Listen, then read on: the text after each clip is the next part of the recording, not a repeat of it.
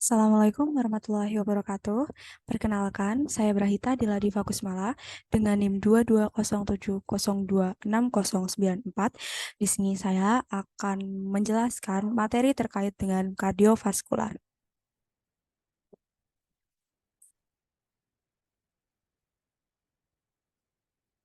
Baik,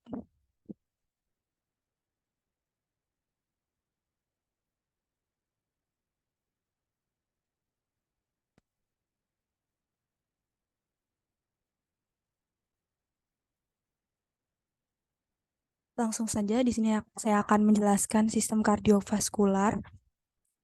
Nah, sistem kardiovaskular itu terdiri dari dua kata, yaitu kardiak yang berarti jantung dan vaskuler yang berarti pembuluh darah.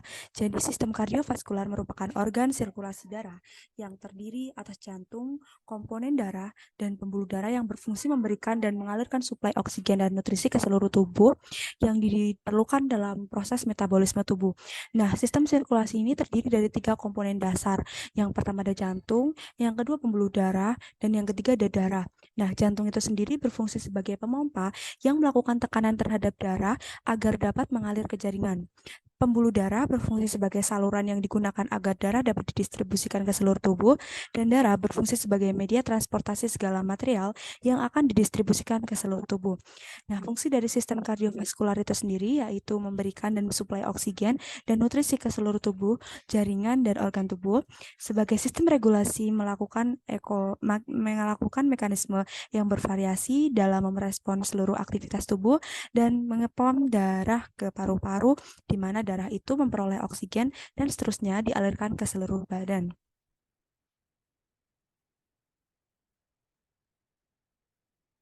Yang selanjutnya adalah jantung. Jantung sendiri adalah organ yang terpenting di dalam tubuh, di mana jantung perlu bekerja sepanjang masa supaya kita terus hidup. Dalam 24 jam, jantung berdenyut lebih dari 100.000 kali dan 7.000 liter darah dipam melalui jarak beribu-ribu di dalam saluran tubuh. Jantung berfungsi sebagai pompa ganda agar terjadi aliran dalam pembuluh darah yang disebabkan adanya pengertian antara kontraksi atau sistolik dan relaksasi yaitu distolik. Jantung itu berongga dan bentuknya menyerupai piramid atau bentuknya seperti jantung pisang yang merupakan pusat sirkulasi darah ke seluruh tubuh. Jantung terletak di antara paru-paru dan di tengah dada, di belakang dan sedikit ke kiri tulang dada atau sternum. Nah, vaskulirisasi jantung itu merupakan di mana jantung mendapatkan darah dari arteria koronia dextra dan sinistra. Jantung mempunyai sistem saraf tersendiri yang menyebabkan terjadinya kontraksi otot jantung yang disebut dengan sistem konduksi jantung. Nah, jantung sendiri terdiri dari tiga lapisan. Yang pertama adalah perikardium atau lapisan luar.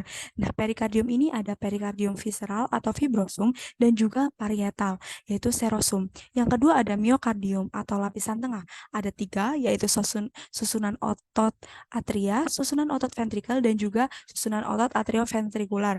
Dan yang ketiga ada endokardium atau lapisan dalam.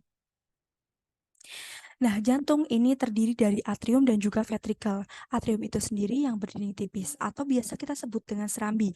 Nah, serambi itu ada dua. Yang pertama itu ada atrium kanan atau atrium dextra.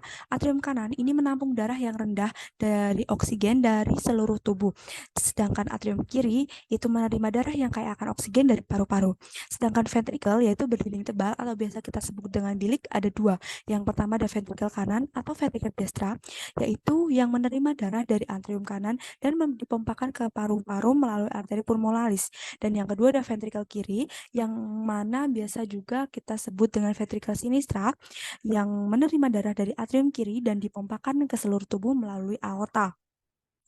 Nah, sirkulasi jantung sendiri itu, yang pertama itu ada atrium atau serambi, itu menerima darah dari vena. Sedangkan ventrikel atau bilik memompa darah ke arteri.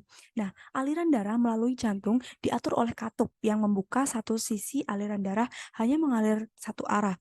Darah dari seluruh tubuh kembali ke jantung atau atrium kanan melalui vena cava, melalui ventrikel kanan, melalui katup tricus spidalis.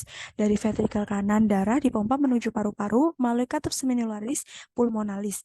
Darah teroksigenasi dari paru-paru ke atrium kiri, kemudian ke ventrikel kanan melalui katup biccuspidalis. Nah, dari ventrikel kiri, darah dialirkan ke seluruh katup melalui katup semilunaris aorta ke aorta seluruh tubuh. Nah, suara jantung di monitor itu didengarkan menggunakan stetoskop. Suara duk-duk-duk khas dari jantung itu biasa dari akibat penutupan kedua rangkaian katup.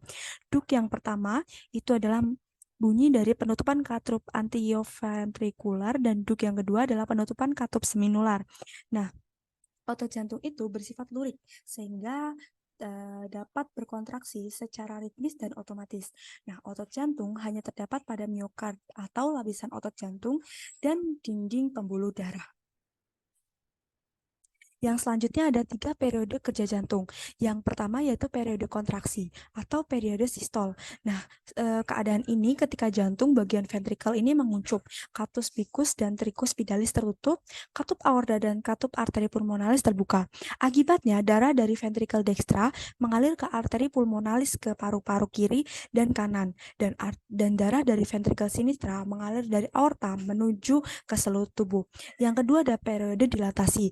Periode ini biasa juga disebut dengan periode diastol, di mana suatu keadaan ketika jantung mengembang atau katup picus dan tricus pidalisnya terbuka. Darah dari atrium dan atrium sinistra masuk ke ventrikel sinistra serta darah dari atrium dekstra mengalir ke ventrikel dekstra. Nah, yang selanjutnya darah yang ada di paru-paru kiri dan kanan mengalir ke atrium sinistra melalui vena pulmonalis dan darah dari seluruh tubuh masuk ke atrium dekstra melalui vena cava. Dan yang ketiga adalah periode istirahat. Nah, waktu antara periode kontraksi dan dilatasi ketika jantung berhenti 1/10 detik. Pada waktu beristirahat, jantung mengucup sebanyak 70-80 kali per menit. Nah, pada setiap kontraksi jantung akan memindahkan darah ke aorta sebanyak 60-70 cc. Yang selanjutnya ada siklus jantung. Siklus jantung adalah kejadian yang terjadi dalam jantung selama peredaran darah. Gerakan dari jantung terdiri dari dua, yaitu konstriksi atau sistol dan dilatasi atau diastol. Konstriksi kedua atrium serentak dan pendek disebut sistol atrial dan diastol atrial. Lama konstriksi ventrikal 0,3 detik dan dilatasi ventrikal 0,5 detik.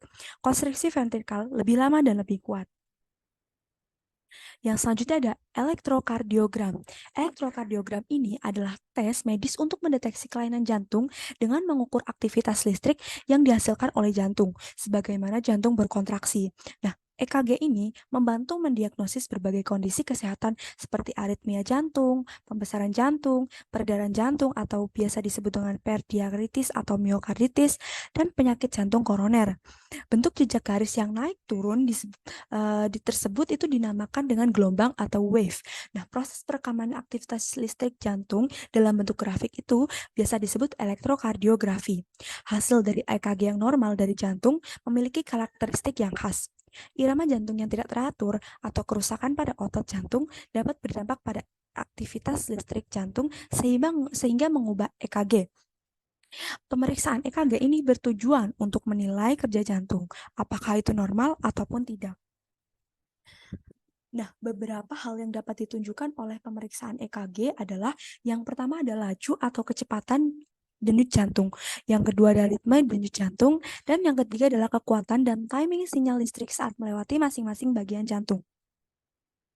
Yang selanjutnya, berbagai masalah jantung yang dapat didiagnosis dengan EKG. Yang pertama ada pembesaran jantung, yang kedua cacat jantung bawaan yang melibatkan sistem kelistrikan jantung, yang ketiga aritmia atau irama jantung abnormal, cepat, lambat, atau tentunya tidak teratur. Yang keempat ada kerusakan jantung seperti ketika salah satu arteri jantung tersumbat atau biasa disebut dengan oklusi koroner. Yang kelima dan suplai darah yang buruk ke jantung, berbagai masalah jantung yang dapat didiagnosis dengan EKG, yaitu 1. Posisi normal dari jantung, 2. Peradangan jantung atau perikarditis atau miokarditis, ketiga, serangan jantung selama di ruang gawat darurat atau pemantauan di ruang ICU atau Intensive Care Unit, yang keempat ada gangguan sistem konduksi jantung, dan yang kelima ada ketidakseimbangan kimia darah atau elektrolit yang mengontrol aktivitas jantung. Nah, tes lain untuk periksa jantung yaitu ada pemeriksaan fisik dengan pengukuran berat badan, pengukuran tekanan darah, ada juga sinar X atau Roentgen, X-ray, dada, menghasilkan citra jantung dan paru-paru yang dipakai oleh dokter untuk melihat adanya pembesaran jantung.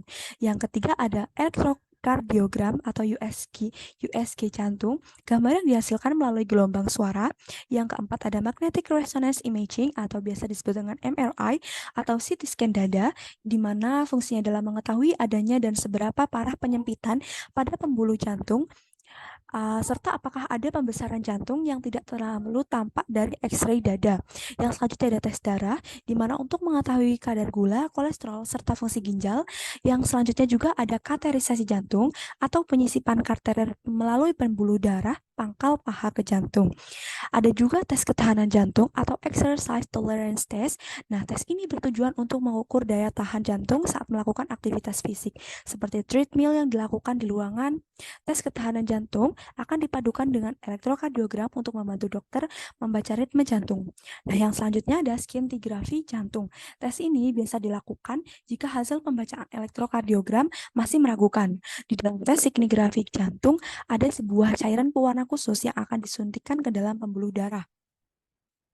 Yang selanjutnya ada kelainan pada jantung. Yang pertama ada jantung koroner atau biasa disebut dengan tumpukan lemak dan kolesterol pada arteri yang menyebabkan jantung tidak mendapatkan pasokan oksigen yang cukup. Penyebab dari jantung koroner adalah merokok, kadar kolesterol tinggi, penyakit darah tinggi, diabetes, obesitas, stres, aktivitas fisik berlebih. Yang kedua ada sklerosis yaitu kelainan jantung karena tumpukan lemak dan juga kolesterol. Penyebab utamanya yaitu sama dengan penyakit jantung koroner. Yang ketiga ada aritmia, yaitu sebuah penyakit yang sering ditandai dengan kondisi denyut jantung yang tidak normal atau tidak beraturan. Kondisi ini bisa menyebabkan denyut jantung menjadi lebih lambat atau bradiakardita atau bradiakardia. Denyut jantung menjadi lebih cepat, yaitu takikardia atau denyut jantung sama sekali tidak teratur. Penyebabnya adalah serangan jantung tiba-tiba, pertumbuhan jaringan yang tidak normal pada jantung, perubahan struktur jantung, penyumbatan pada arteri, penyakit hipertensi, diabetes, merokok, kebiasaan minum alkohol, dan kafein yang tinggi. Dan yang keempat, ada gagal jantung. Nah, hal ini terjadi dengan gejala awal berupa gerakan spontan jantung yang tidak bisa memompa darah sehingga menyebabkan kebutuhan oksigen untuk darah secara otomatis akan terhenti. Penyempitan arteri. Penyebabnya yaitu penyakit yang terjadi pada arteri dan mengurangi kemampuan arteri dalam bekerja untuk jantung, kolesterol dan lemak, hipertensi, penebalan otot jantung, kerusakan pada katup jantung, kerusakan otot jantung, penyakit catat bawaan jantung, penyakit kelainan jantung genetik atau keturunan, penyakit gangguan irama jantung, merokok, obesitas, dan juga diabetes. Yang kelima adalah katup jantung, yaitu kondisi katup jantung yang memang tidak berfungsi dengan baik. Penyebabnya adalah masalah katup jantung yang memang sudah ada sejak lahir ataupun cacat jantung bawaan. Menderita penyakit rematik jantung karena bakteri Streptococcus, menderita penyakit otot jantung, kerusakan jantung karena serangan jantung, kondisi penyakit jantung karena usia, infeksi yang pernah terjadi. Yang selanjutnya ada perikarditis. Penyakit ini muncul sebagai akibat dari peradangan pada bagian katup jantung. Penyebabnya umumnya adalah infeksi virus serta efek terapi penyinaran untuk kanker payudara. Yang selanjutnya juga ada otot jantung, ada kardiomiopati. Penyakit jantung yang menyebabkan jantung menjadi lebih besar atau penebalan pada bagian dinding jantung. Efek beratnya adalah gagal jantung. Nah, penyebabnya adalah penyakit jantung bawaan, penyakit hipertensi, pernah mengalami obesitas, tubuh kekurangan vitamin dan mineral, kebiasaan mengonsumsi alkohol. Dan yang selanjutnya ada serangan jantung. Kondisi penyakit ini disebabkan karena ada bagian otot jantung yang mengalami kematian atau kerusakan sehingga aliran darah pada jantung tidak bisa terjadi ataupun tersumbat. Nah, tubuh tidak bisa menerima oksigen dan darah atau nutrisi sesuai dengan kebutuhan. Penyebabnya yaitu penyakit kerusakan otot jantung, penyakit penyumbatan arteri jantung atau jantung koroner, diabetes, penyakit katup jantung, penyakit cacat jantung, hipertensi, dan juga sulit tidur. Yang selanjutnya ada pembuluh darah. Peredaran darah manusia. Jaringan pada sistem peredaran darah manusia dari pembuluh darah. Pembuluh darah ini beredar ke seluruh tubuh. Lalu, mengapa sih ada pembuluh darah di setiap titik tubuh manusia? Jawabannya adalah karena makanan yang diperlukan oleh sel tubuh diantarkan melalui pembuluh darah. Demikian juga oksigen yang dibutuhkan oleh sel yang juga dibawa oleh darah yang mengalir melalui pembuluh. Nah, sistem peredaran darah manusia biasa disebut dengan sistem peredaran darah ganda ataupun terturut. Peredaran darah ganda artinya selama beredar darah melalui jantung sebanyak 2 kali, yaitu pada peredaran darah kecil atau peredaran darah pendek, yaitu peredaran darah yang dimulai dari jantung ke paru-paru kembali ke jantung. Jantung atau bilik kanan, paru-paru ke jantung serambi kiri. Yang kedua ada peredaran darah besar, yaitu peredaran darah panjang, yang mana peredaran darah yang dimulai dari jantung ke seluruh tubuh, kembali ke jantung dan dari seluruh tubuh. Yang selanjutnya ada peredaran darah tertutup, yang mana selama beredar darah selalu melewati pembuluh darah. Nah, macam-macam pembuluh darah itu ada 5. Yang pertama ada pembuluh darah arteri atau biasa disebut dengan nadi, ada arteriol atau arteri kecil, ada kapiler atau pembuluh darah kecil, ada venul yaitu vena kecil, dan juga vena atau biasa disebut dengan pembuluh balik. Yang pertama ada arteri, fungsinya yaitu mengangkut oksigen kecuali arteri pulmonalis. Arahnya itu dari jantung ke seluruh tubuh dengan dinding pembuluhnya itu tebal, kuat, elastis. Salurannya itu sempit, katupnya ada satu tepat di bagian luar jantung, letaknya di bagian dalam tubuh. Aliran darahnya itu meninggalkan jantung. Tekanan darahnya kuat, jika terpotong, darah akan memancar dan denyutan itu terasa. Kandungan darahnya itu oksigen dan sari-sari makanan. Yang kedua arteriol atau arteri kecil. Biasanya adalah percabangan arteri kecil dari biasanya adalah percabangan paling kecil dari arteri. Nah, lapisannya itu lebih tipis. Fungsinya untuk mempertahankan tekanan darah. Yang selanjutnya ada kapiler, yaitu pembuluh darah yang sangat kecil. Diameternya 5-10 mikrometer. Fungsinya untuk menghubungkan arteriol dengan venul, sehingga aliran darah tidak mengalami gangguan, memungkinkan terjadinya proses pertukaran oksigen, air, natrium, dan juga karbon dioksida. Selain itu juga berfungsi sebagai absorpsi makanan dan juga filtrasi darah di ginjal. Yang keempat ada venul atau vena kecil, pembuluh darah tipis yang terus-terus menerima darah dari kapiler, yaitu dengan fungsi mengumpulkan darah dari tempat kapiler bed dan mengangkutnya ke pembuluh darah yang lebih besar untuk transportasi kembali ke jantung.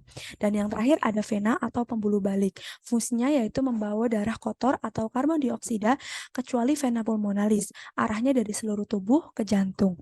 Dinding pembuluhnya itu tipis dan juga kurang elastis. Salurannya luas. Katupannya ada di sepanjang pembuluh. Berfungsi untuk mencegah arus balik sehingga aliran darah hanya satu arah. Nah, letaknya itu ada di permukaan yang nampak kebiruan. Aliran darahnya itu menuju ke jantung, tekanan darahnya lemah, dan jika terpotong, darah akan menetes. Denyutnya itu tidak terasa, dan kandungan darahnya yaitu karbon dioksida dan juga uap air. Pembuluh darah besar yang melewati jantung. Pertama ada vena superior. Vena cava superior adalah vena besar yang membawa darah kotor dari tubuh bagian atas menuju atrium kanan.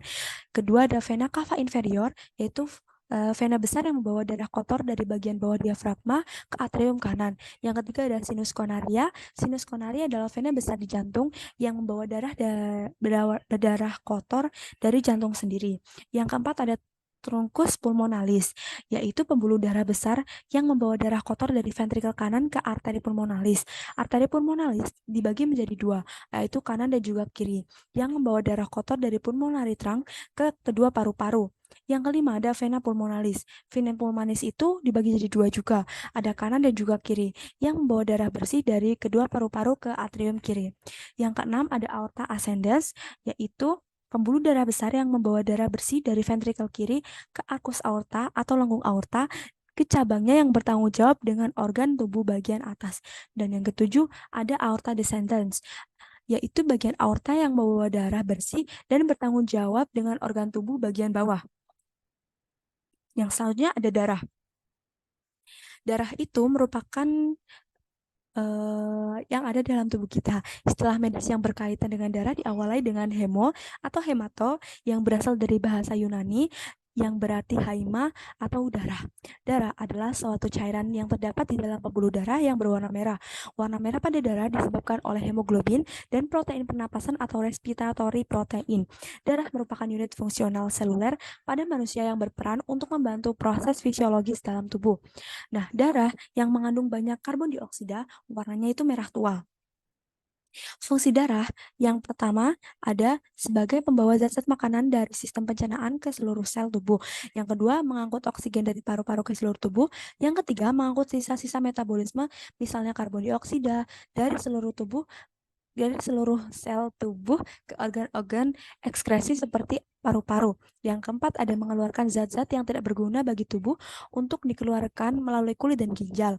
Yang kelima, ada sebagai pertahanan tubuh terhadap serangan penyakit. Yang keenam, ada memelihara keseimbangan cairan tubuh. Dan yang ketujuh, ada memelihara suhu tubuh. Komposisi dari darah sendiri yaitu pertama ada darah merah atau eritrosit. Yang kedua ada darah putih atau biasa disebut dengan leukosit. Dan yang ketiga ada kaping darah atau trombosit. Nah, plasma darah itu terdiri dari 10% zat terlarut dan juga 90% air. Sel darah merah atau eritrosit punya ciri-ciri yaitu berukuran 7,5 sampai 7,7 mikrometer, tebalnya 1,1 sampai 2 mikrometer, pada laki-laki dewasa 1 milimeter kubik darah terdapat lebih kurang 5 juta sel darah merah, sedangkan pada perempuan hanya 4 juta sel. Kandungan airnya sebanyak 70%, hemoglobin 25%, protein, lipid, dan kolesterol 5%. Bentuknya bulat, pipih, bagian tengahnya cekung atau seperti cakram bikonkav. Nah, dari sel darah merah ini tidak memiliki sel. Nah, tidak memiliki inti sel, memiliki warna merah karena mengandung hemoglobin, bersifat elastis, umur eritrosit 120 hari, setelah itu akan dihancurkan di hati. Dan penyakit kekurangan eritrosit adalah anemia. Fungsi dari darah merah itu sendiri adalah mengantarkan oksigen ke seluruh tubuh, membawa oksigen dari paru-paru lalu mengedarkannya dan membawanya kembali ke paru-paru untuk dikeluarkan. Penentuan golongan darah yang terjadi karena ditentukan oleh ada tidaknya anti-agglutinogen dalam sel darah merah. Golongan sel darah adalah A, B, AB, dan juga O. Yang ketiga adalah menjaga sistem kekebalan tubuh atau antibodi. Dapat terjadi karena adanya peran serta hemoglobin yang menangkal patogen atau bakteri melalui proses lisis dengan mengeluarkan radikal bebas yang bisa menghancurkan dinding dan membran sel patogen dan membunuh bakteri. Yang keempat ada pelebaran pembuluh darah yang terjadi karena eritrosit melepaskan senyawa dinamakan SN-nitrosotiol yang dilepaskan saat hemoglobin mengalami terdeoksigenerasi sehingga akan melebarkan pembuluh darah dan melancarkan darah menuju ke seluruh tubuh, khususnya pada daerah yang kekurangan darah. Yang selanjutnya ada darah putih atau leukosit dengan ciri-ciri yaitu memiliki inti tetapi tidak memiliki bentuk yang tetap dan juga tidak berwarna. Pada orang dewasa terdapat 5.000 sampai 10.000 cc, bentuknya berubah-ubah, bersifat fagosit atau pemakan benda asing atau kuman yang masuk ke dalam tubuh. Penyakit kekurangan leukosit adalah leukopenia, sedangkan penyakit kelebihan leukosit adalah leukemia. Nah, tempat pembentukan sel darah putih ada pada sumsum merah, tulang pipih, limfa, dan kelenjar getah bening. Nah, semua sel darah putih memiliki masa hidup antara 6 sampai 8 hari. Memiliki pseudopodia atau bisa bergerak, bersifat fagositosit, yaitu dapat memakan terutama bakteri, virus, parasit, dan lainnya. Dan yang terakhir ada diapedesis, yaitu dapat keluar masuk jaringan dan pembuluh darah. Fungsi dari sel darah putih itu sendiri adalah berfungsi untuk menjaga kekebalan tubuh sehingga tidak mudah terserang penyakit, melindungi badan dari serangan mikroorganisme pada jenis sel darah putih granulosit dan monosit, mengapung darah yang sedang terkena cedera atau infeksi, menangkap dan menghancurkan organisme hidup, menghilangkan atau menyingkirkan benda-benda seperti kotoran, serpihan, dan lainnya, mempunyai enzim yang dapat memecah protein yang merugikan tubuh dengan menghancurkan dan membuangnya, menyediakan pertahanan yang cepat dan juga kuat terhadap penyakit yang menyerang. Yang selanjutnya adalah sebagai pengangkut zat lemak yang berasal dari dinding usus melalui limpa, lalu menuju ke pembuluh darah. Yang terakhir ada pembentukan antibodi di dalam tubuh yang berfungsi sebagai melawan peradangan dan juga infeksi. Nah, macam-macam dari sel darah putih yaitu ada granulosit, yaitu leukosit yang bergranula. Yang pertama ada neutrofil, plasmanya bersifat netral, inti selnya seringkali berjumlah banyak dengan bentuk bermacam-macam, bersifat fagositosis terhadap eritrosit dan juga kuman serta jaringan mati. Yang kedua ada eosinofil, yaitu plasmanya bersifat asam sehingga berwarna merah tua apabila dideteksi eosin, bersifat fagosit dan jumlahnya akan meningkat jika tubuh terkena infeksi. Yang ketiga ada basofil, yaitu plasma yang bersifat basa, sehingga akan berwarna biru jika ditetesi larutan basa. Jumlahnya bertambah banyak ketika terjadi infeksi, bersifat fagosit, mengandung heparin, yaitu zat kimia anti penggumpalan. Nah, yang kedua ada agranulosit atau leukosit yang tidak bergranula.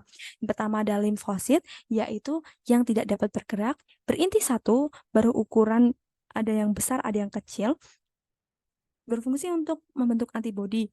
Dan yang kedua ada monosit, yaitu dapat bergerak seperti amoeba, mempunyai inti yang bulat atau bulat panjang yang diproduksi pada jaringan limfa dan bersifat fagosit. Nah, yang selanjutnya ada keping darah atau biasa disebut dengan trombosit. Memiliki ciri-ciri yaitu bentuk oval sangat kecil, tidak mempunyai inti, dan dapat melekat pada daerah yang luka pada dinding pembuluh darah, tidak beraturan. Dihasilkan oleh sumsum tulang, hanya dapat dilihat dengan mikroskop, yaitu 2-4 mikrometer. Dalam 1 milimeter kubik terdapat 150.000 sampai 400.000 sel trombosit. Fungsinya sebagai Sebelumnya, saya mohon maaf karena tadi terkendala terputus dan mohon izin untuk melanjutkan pemaparan materi yang selanjutnya.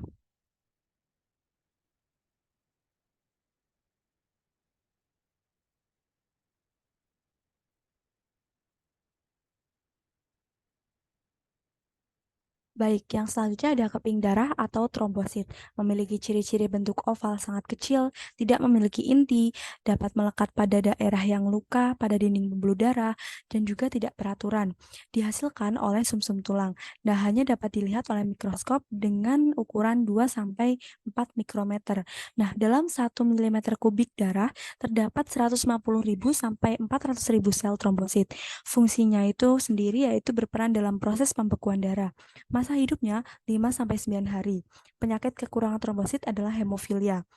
Peningkatannya yaitu trombositosis dan penurunannya yaitu trombositopenia yang biasa terjadi seperti di DB, anemia, dan juga malaria. Nah, yang terakhir ada plasma darah.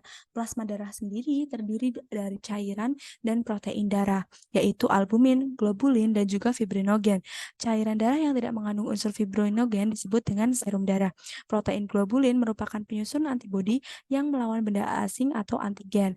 Tiap antibodi bersifat spesifik terhadap antigen. Macam-macam antibodi berdasarkan cara kerjanya, yaitu ada satu antibodi yang menggumpalkan antigen atau presipitin, yang kedua antibodi yang menguraikan antigen atau lisin, yang ketiga antibodi yang menawarkan racun atau antitoksin. Nah, gangguan-gangguan penyakit pada sistem peredaran darah, yang pertama itu ada hipertensi, yaitu tingginya darah yang biasa di atas dari 140/95 mmHg dengan harusnya normalnya itu 120/80. Yang kedua ada hipertensi yaitu darah rendah yang biasanya terjadi yaitu 100 di bawah 120/80. Yang ketiga ada varises atau pembengkakan atau kerusakan pada pembuluh vena biasa pada betis. Yang keempat ada leukemia atau kanker darah, yaitu produksi sel darah putih yang berlebihan. Yang kelima ada anemia atau kekurangan sel darah merah. Yang keenam ada hemofilia, yaitu darah sukar membeku. Yang ketujuh ada talasemia, yaitu tidak dapat memproduksi Hb. Yang ke 8 yaitu sklerosis, yaitu pengerasan pada pembuluh darah karena pengendapan lemak. Yang ke-9 ada wasir, yaitu membesarnya vena di sekitar anus. Dan yang ke-10 ada AIDS atau penyakit yang menyebabkan seorang tidak memiliki sistem imun. Baik, teman-teman, mungkin itu yang dapat saya sampaikan. Kurang lebihnya saya mohon maaf. Terima kasih dan wassalamualaikum warahmatullahi wabarakatuh.